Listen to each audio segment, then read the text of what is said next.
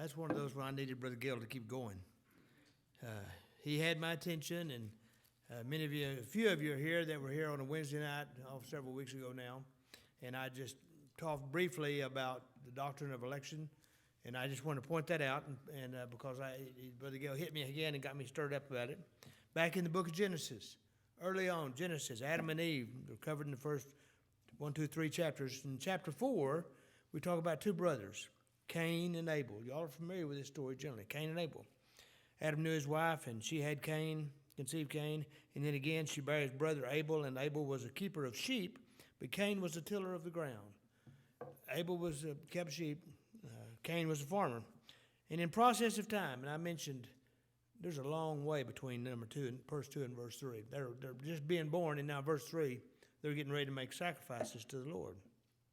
Process time, Cain brought of the fruit of the ground an offering to the Lord, and Abel also brought the first thing of his flock and the fat thereof. They both brought an offering to the Lord. Now look, and the Lord had respect unto Abel and his offering, but unto Cain and his offering he had not respect. Now, look, it doesn't, it says whether offerings weren't good. Look again. And the Lord had respect unto Abel and his offering, and unto Cain and his offering he had not respect. What did Cain do wrong? We're not told. We're always given everything we really need to know. But Abel was elect. Abel was one of the Lord's children. The Lord chose him. Going, well, that's not fair. Is it, Brother Gale? It's not fair. Thank goodness it's not fair. I wouldn't be there. I'd never make it there. And how do we know? We go over here to Hebrews. I had to quickly mark my Bible so I could go there quickly. Hebrews chapter 11. Chapter 11, verse 4. By faith, Abel offered unto God a more excellent sacrifice. So he offered an excellent sacrifice. Is that it? Sacrifice in Cain, by which he obtained witness that he was righteous. Abel was righteous. He gave witness to that by offering a better sacrifice. Couldn't Cain have done that? We'll go with me over here to 1 John chapter 3, verse 11 and 12. For this is the message that you have heard from the beginning, that we should love one another, not as Cain, who was of that wicked one. Abel was a child of God. Cain wasn't. That decision was made, as Brother Gale said, before the foundation of the world under the doctrine of election. I appreciate that, Brother Gale. I want to point out, doctrine of election didn't just start in Romans over in the new chapter. It started with the first two brothers. The doctrine of election began right there. And again, it's based on, as I love Brother Gale says, it's based on mercy. It's not based on justice. If it's based on justice, none of us are going to go read the 3rd chapter of Romans. None of us will be there if any of it's ever based on justice. I appreciate that, Brother Gale. That was good. You got me going and stirred up a little bit. I wanted to talk to you a little bit this morning on a little bit different subject about the Bible and is it right in contemporary times? The Bible, this Bible we have now, it's nearly, at the last writing of it's nearly 2,000 years old, and it goes back even a couple thousand years before that, and I don't know the date, but at least a couple thousand years. It's 4,000 years old, all the writings in it. Is it contemporary for us? We're modern. We got smartphones, and we've got computers, and we got cars that are about to start driving themselves, and we got the things of the world, and the things going on in Washington D.C. and around the world. There's different times today than there was back then. They didn't have to worry about nuclear war back then. They didn't have to worry about all the things that are going on in today's world. Is this Bible still relevant today? And y'all know me. I'm a student of politics. I love government. I'm a student of politics. And I want to address for a little bit here, a period of time, a subject with you about look at what's going on back then and see if we can apply it today. I'm in Matthew chapter 22. Back in Matthew chapter 21. Matthew chapter 21 begins, we'll back up a little bit, with Jesus' triumphal entry into Jerusalem. I won't go there, but if you go over in John chapter 12, you'll see that was done on the 5th day before the Passover. 5th day before the Passover, he made his triumphal entry, and John tells you, that's when they laid down the palm branches and all that kind of thing. They laid all those down, and they call that Palm Sunday, which is coming up here in another few weeks. I don't believe that happened on Sunday. I believe that happened on Friday. But nonetheless, I believe if it's going to call, it should have been Palm Friday instead of Palm Sunday, because it was a few days before. It was 5 days before the Passover. That's when they call it, and that's the Sabbath that was talking about in the Bible. But anyway, that's what's taking place. And then Christ gives them several parables. He establishes his authority. He challenges the Pharisees and the Sadducees, and he gives them several parables, including the wicked husbandman, where the Lord said, I set up a vineyard here, and the people was taking care of it, didn't give me the first fruits like they were supposed to, didn't give them to me. Then he goes into chapter 22, and I'm sorry, I missed a spot. Back in chapter 21, it says he left and went out in the city of Bethany and came back the next day. So it was the 5th day before Passover. Now it's the 4th day before Passover. Now, why is that important? Now I'm going to start with Matthew chapter 22, verse 15. Okay, when he's doing this is the 4th day before Passover. What's important about the 4th day before Passover? If you go back to Exodus chapter 12, where the Lord put in place the Passover service, he said, today's the beginning of a new month. It's a new moon, beginning of a new month and a new year. And the 15th day, 14th and 15th day will be the Passover. It'll be 14 days from now. And he told them how to, you're going to put blood above your doorpost, and I'll pass over your house and take the firstborn of everybody, of man and beast thereafter. He says, that's on the 14th day. And then he says, but on the 10th day, I want you to find a lamb. Find a lamb without blemish, examine it without blemish, to be used for the sacrifice. What's the 10th day to 14th? It's 4 days. We're now 4 days before Passover. This is taking place 4 days before Passover, and the Sadducees and the Pharisees are fixing to ask a series of questions to the Lord. They're going to examine the lamb to make sure he is without blemish. Christ followed the law to a jot and a tittle. 4 days before Passover, we are examining the lamb, and that's what's taking place in Matthew. It's also over in Mark and Luke, but the better version of it that I like is here in Matthew. And we have 3 people that are examining. We have the Pharisees, we have the Sadducees, and we have the Herodians. And that's what I want to talk to you about. It's one of those deals about, you go to a football game, you can't watch the game without a program. You don't know who the players are. If you go to a play, as Brother Gail was talking about, they give you a little program so you know who's playing what. You don't understand this. These questions are going to place here, and I'm not going to go through all the questions. I want to spend a little time right up front. Who are the people asking him these questions? Because I got a point I want to make in that regard. Pharisees, the Sadducees, and the Herodians. That's covered beginning 15 and 16 of Matthew chapter 22. Most of you know the Sadducees and the Pharisees were the Jews. They were members of the Jewish, different sects of the Jews. The Herodians were Jews also. Let me talk about them in a minute, but they were not necessarily religious. But we have the Sadducees and the Pharisees. Those were Jewish sects. The other one that you don't read about in the Bible are the Essenes. Essenes are the ones that went off in the mountains and hid from public. You've heard of the Dead Sea Scrolls. That's who it was believed. That's the Jewish sect that apparently, maybe I've left those in caves. But we talk here, the Pharisees and the Sadducees. These guys were the active ones. These were involved. The Sadducees, they both had the same scriptures. They had the Old Testament. They both had the exact same scriptures, but they read them differently. They saw a big difference in them. Sadducees didn't believe in the resurrection. They didn't believe in the resurrection. They didn't believe in angels. They didn't believe in spiritual things. They believed in the first 5 books of the Bible: Genesis, Exodus, Leviticus, Numbers, and Deuteronomy. That's the law of Moses.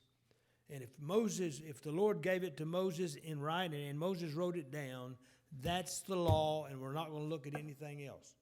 And you cannot prove, and that's what they told the Pharisees, you cannot prove the resurrection to us in the first 5 books of the Bible. There is no about. They said there's nothing in there about the resurrection, and you can't prove it to us. If it's not written down, law of Moses written down, then we don't believe it. And the Pharisees says, no. First, let me say, the Sadducees also, they were kind of the aristocrats. They were kind of the higher level of the Jews. They really respected those that are a little more wealthy.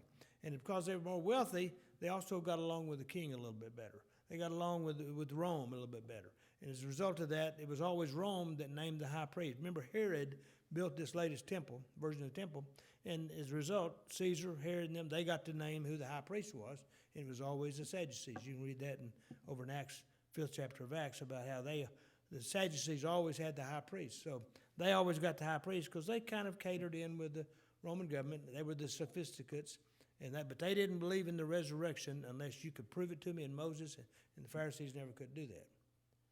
On the other hand, the Pharisees, they said, no, it's not just the 5 books of the Bible. It's also what the Lord told Moses, that he didn't write it down, but it's been handed down, and we've added to that.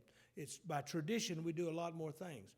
There's 613 laws in the law of Moses, but we've got more other unwritten laws. It's been handed down from parent to child, from priest to younger priest, down through the generations. They had all these other written laws, and they said, we have to interpret this Bible and have to apply that interpretation. And they did believe in the resurrection because they believed all of the scriptures, all at that time only the Old Testament, but they believed them all. And that was a big difference between them. Now, the Herodians they're going to talk about here a bit, they were Jewish people, but the Herodians were the guys that liked the government. I'm probably a little bit in that category. I enjoy government, and I've contributed to candidates, But the Herodians are those Jewish people who liked Herod. Herod built them the temple. Herod said he was being good to the Jews. He wasn't. He just wanted to be king of something, have his name praised all the time. But the Herodians were those Jewish people who favored the government of Herod. They favored the government of Caesar, and they wanted to be close to those politicians that come from Rome and the bigwigs from Rome. They wanted to be close to them. That was Herodians. They weren't really religious. They were Jews, but they were not really religious. Now, I want to talk to you about the personalities of these 3 groups here for just a minute. We have our interpretation of our documents in this country. We have the Constitution. And it isn't amazing we have got a single document that's really pretty clear. Isn't it amazing the different interpretations we have of that? Let's take for a second the Republicans. The Republicans are politicians, and they'll many times change and blend because they got to do what they need to get elected. But the person who was probably most demonstrative of the Republican philosophy was Supreme Court Justice Antonin Scalia. He was a purist when it came to the Republican philosophy. We have a Constitution here. It's a document. It's a contract. And you don't read anything outside that contract. If it's on the face of it, we follow it, period. We're not going to expand on it. We're not going to get into this deal of expanding law at all. If it's in there, it's okay. If it's not in there, then it's not the law. Who does that sound like? It sounds like Sadducees. If it's in the book of the book of law, in the first 5 books, okay. If it's not, if God didn't give it to Moses and write it down, then it's not law and we're not going to follow it. That sounds like the Republican philosophy today. The Sadducees kind of like to associate with the upper society, the aristocrats, those that were wealthy. The Pharisees and the Sadducees ran the temple because they had the high priest. The Pharisees didn't. The Pharisees ran all the synagogues around. They were closer to the lower levels of people, and many people. And they believed that, no, this document is expanded. We've got to expand on it, and we've got to follow those expansions, those interpretations. What do the Democrats do with the same Constitution that we talked about the Republicans? Again, they're politicians, and they're going to do what they need to do personally to get elected. But the most purist was Supreme Court Justice William O. Douglas, very much a liberal, appointed, I believe, by Roosevelt, but he lasted up until 60s and 70s, and he used to write about what the Constitution is. It's not a contract. It's a living document. It moves along with society. We interpret it according to what our needs of society are. And so you have to expand on that. And that's why he believed the justice is expanded. A Democrat purist and a Republican purist reading the exact same document and seeing it totally different. A good example of this is doctrine of privacy. Scalia said there is no right of privacy in the Constitution. If you want it in there, then pass an amendment and put it in, but there's no right of privacy in the Constitution. William O. Douglas says, yeah, there is. There's a right of privacy. If I've got a right of freedom of speech, then I've got a right not to speak. I've got a right to keep my private things private. And I'm going, okay, I like that. And then you get over here to the subject of abortion. The courts have found that's under the doctrine of the right of privacy. Privacy is not mentioned in the Constitution. So the Republicans say you can't have anything under right of privacy unless you put it in there. So they're a hard believer in a hardcore law. If it's not written down, it's got to be in there. Democrats are the exact opposite way. They said, no, it's an expanded document. It's a breathing, living document, and you change it as you go along. Sounds a lot like the Pharisees, doesn't it? We have the exact same document in the Constitution. You see it totally different ways and believe it totally different ways. Sadducees are interpreting the law a lot like the Republicans interpret the Constitution. Democrats interpret the Constitution kind of, and it sounds like the Pharisees, closer to the lower level people, not the aristocrats, and they believe in expanding on that document. Now, in both cases, you've got people who see the same Bible, same doctrine, same piece of paper, two totally different ways. It's easy to get upset at today's politics, isn't it? Heck, why can't they get along? Why can't they do something right? Why can't they ever agree on anything? If you want to understand the Democrats and the Republicans, go back and understand the Sadducees and the Pharisees. Everything about our life today can be gleaned right out of this book. The nature of man has not changed. We look at documents and we see it differently. Because, why? Because the devil still uses the same tools he's always used. Lust, as we told her in 2 John, lust of the eyes, lust of the flesh, and the pride of life. Our pride, our lust, our desires, our lust for power and greed. Those are what the devil uses the same way today as he did back with the Sadducees and the Pharisees. The Herodians that are in here, the Herodians are people that love government. We got people today that are just like this. They'll go out and they'll support both parties. I'll support whoever I need to be close to the leaders. It's the people that give huge sums of money to all the leaders. They don't care less about the religion. They want to be close to the leadership.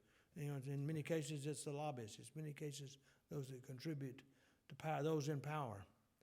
These three people that are mentioned here are still operating today. Now, don't go out and tell everybody that Brother Don said Sadducees were Republicans and Pharisees were Democrats.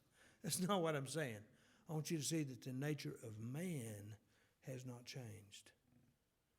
Don't let yourself get upset at all this. Understand it and understand what's going on. The same thing is going on today that took place 2,000 years ago in this book.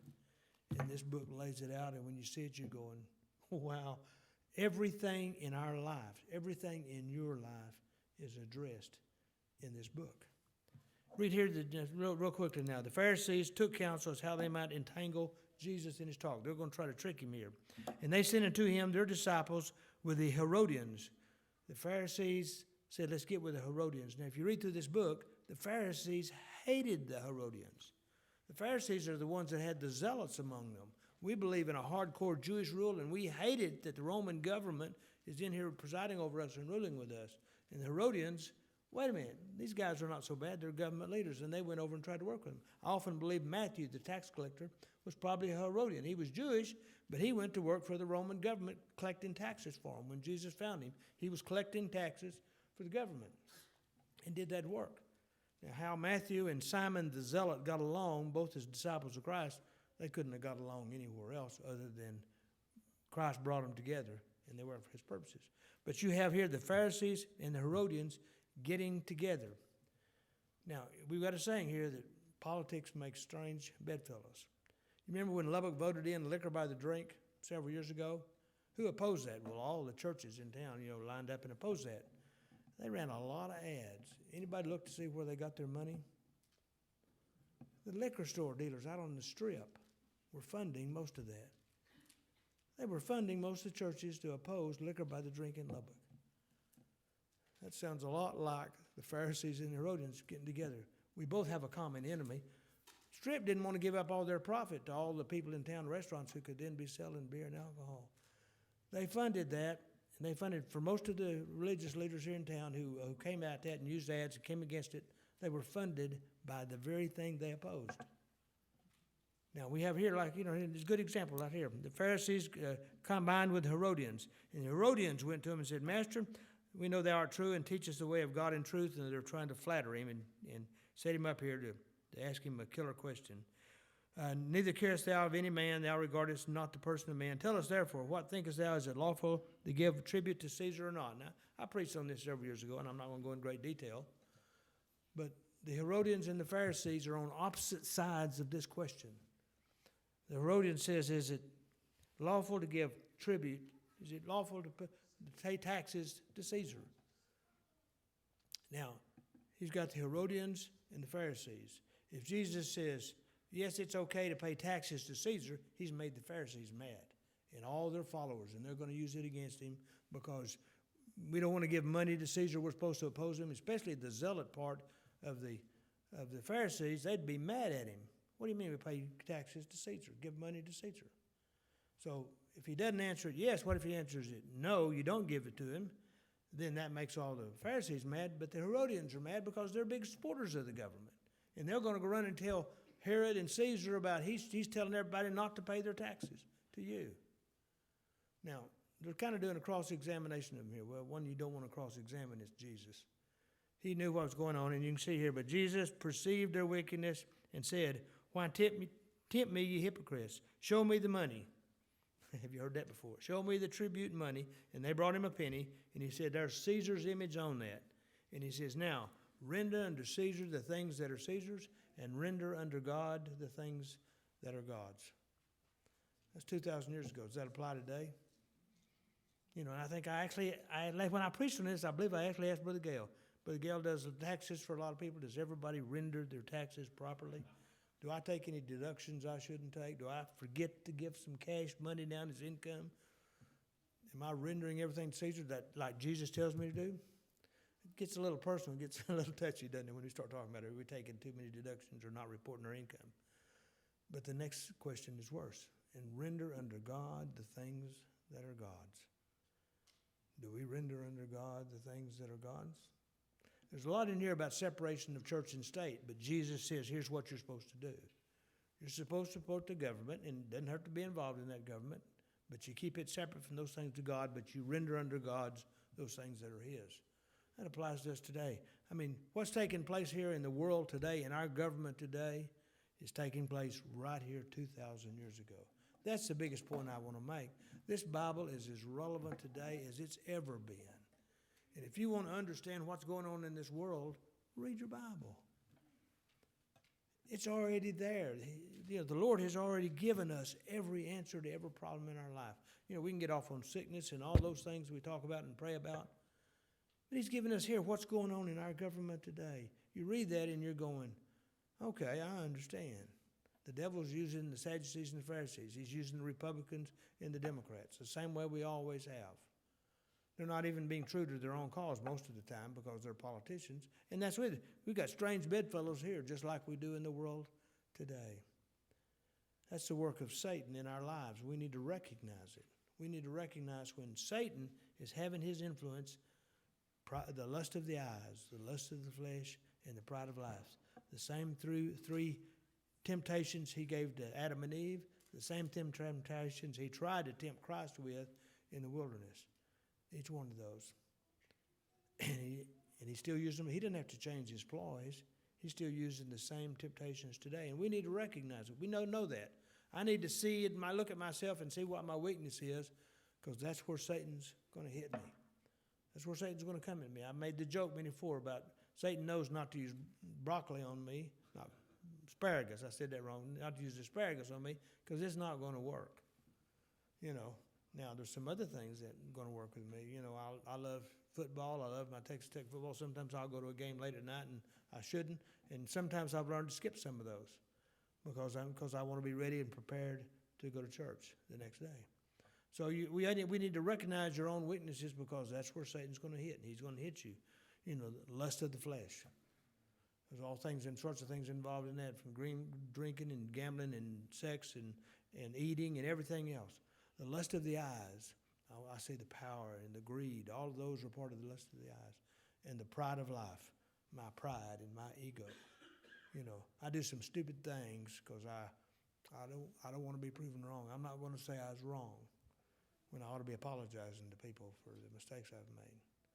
Satan is using the same tools today, and I just wanted to point that out here real quickly. I've got another minute here left. He talks about that, and in the Sadducees, and I love this one. The Sadducees then, after he'd put down the Pharisees and the Herodians, Sadducees come and said there is no resurrection.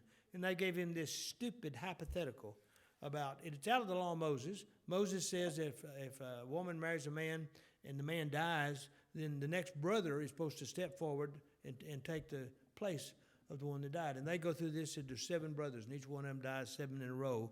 And she marries each brother in line, so she's had 7 husbands. And then she dies. When they all get to heaven, after this resurrection you talk about, which one is she going to be the wife of? Because she's got 7. Another great example today. Jesus says, ye do err, not knowing the Scriptures nor the power of God. We err today because we don't know the Scriptures. We make so many mistakes. I do because I don't know the Scriptures. After I made a mistake and I'll run across it later and I went, oh, well. When I don't know the Scriptures, I'm going to make a lot of mistakes in life. As Brother Gale talked about, some of these, hopefully, I said, as I preached before, I have a blessed assurance. I don't have an absolute no. I don't know what's in the Lamb's Book of Life, but I've been given a blessed assurance that I'm a child of God. And you're here today, and I think I've got the blessed assurance each one of you are a child of God. But we still err. We still say, don't do this. We still disobey the gospel. And many times we err because we don't know the Scriptures. That helps us do what we should do. It helps us present our bodies a living sacrifice, as Brother Gale said. And then he answers the question, and I'll close with this one because the last one's pretty clear. He says, but since you raised the resurrection, since you brought it up, let me answer this. He said, have you not read? You haven't read your own Scriptures. Because he says, have you not read back what the Lord said to Moses when the burning bush was going on? When the burning bush took place, back in Exodus, I believe it's chapter 3, when Moses was at the burning bush and the Lord called him.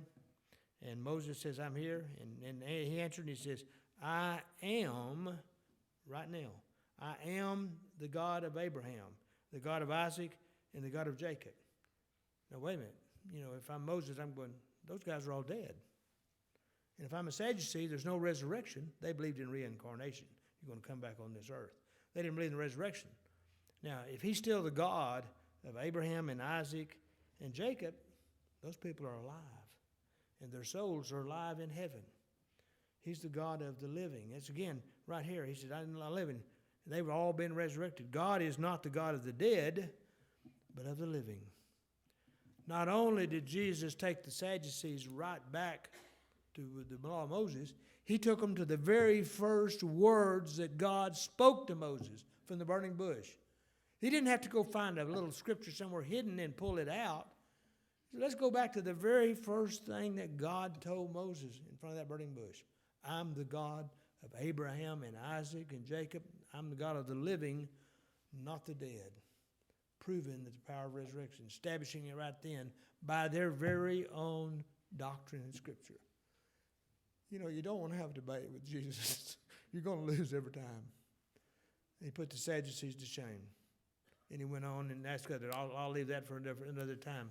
But we'll go ahead and finish here. But I wanted to tell you this Bible is as relevant today as ever. We got people today who don't believe in the resurrection. Read your Bible. We got people today that you get all upset at all the politics going on in Washington, and I do too, and I'm going, just read your Bible. There's more answers in here, and you'll go, this has been going on for 2,000 years. Devil's been playing games with us for 2,000 years like it did Saturday Fair. The nature of man has not changed. And that's the point I want to make. Don't let yourself get upset. Read your Bible and pray. If you don't like what's going on in the world, pray about it. If you don't like what's going on, pray about it. We got a man that can change it. A man bigger than a man.